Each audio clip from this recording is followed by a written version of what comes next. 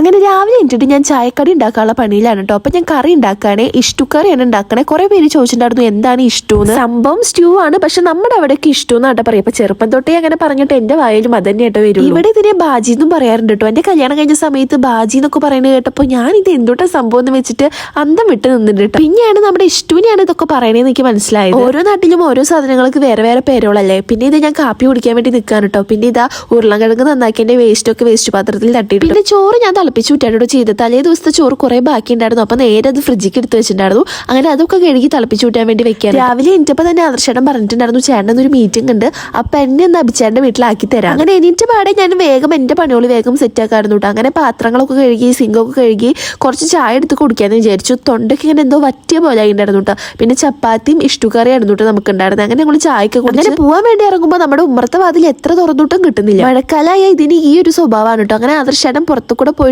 തള്ളി തുറന്നു കേട്ടോ.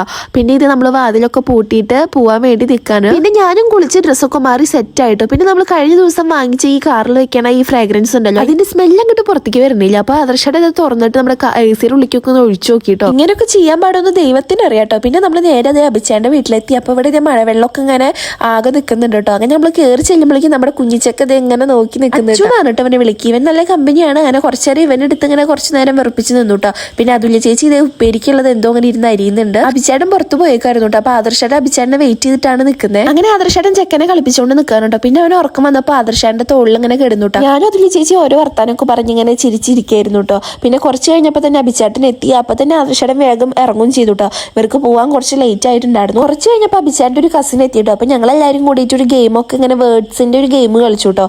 പിന്നെ ഇത് ഇവനോട് സെൽഫി എടുക്കാൻ വേണ്ടി ചിരിക്കാൻ പറയുമ്പോൾ ഇവൻ എന്റെ മുഖം ഇങ്ങനെ കൂർപ്പിച്ച് വെക്കുക. പിന്നെ അഭിച്ചേട്ടൻ്റെ അമ്മ മാങ്ങയൊക്കെ ചെത്തി തന്നു. പിന്നെ ഇത് ഒളിച്ച് കളിക്കുകയായിരുന്നു കേട്ടോ ഇവിടെ.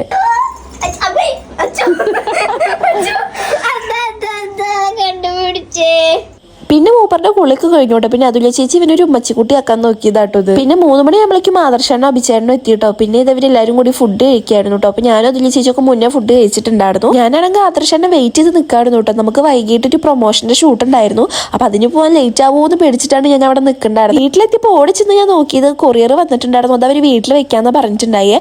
അങ്ങനെ അത് വേഗം ഷടപടയിൽ തുറന്നു നോക്കാനുണ്ടോ. നമുക്ക് കൊറിയർ വന്നാൽ നമുക്ക് തുറന്നു നോക്കാൻ ഭയങ്കര എക്സൈറ്റ്മെന്റ് ആണല്ലോ. അങ്ങനെ തുറന്നു നോക്കിയപ്പോൾ നല്ല അടിപൊളി 2 സാരി ആയിരുന്നു. മൈ ഡ്രീം കളക്ഷൻ എന്നുള്ള ഇൻസ്റ്റാഗ്രാം പേജിൽ നിന്നാണ് നമുക്ക് ഈ 2 സാരിയും അയച്ചു തന്നേക്കുന്നത്. സിന്ധു ചേച്ചിയാണ് കേട്ടോ നമുക്കത് അയച്ചു തന്നത്. അപ്പൊ നമ്മുടെ വീഡിയോ ഇത്രയുള്ളൂ. ബൈ.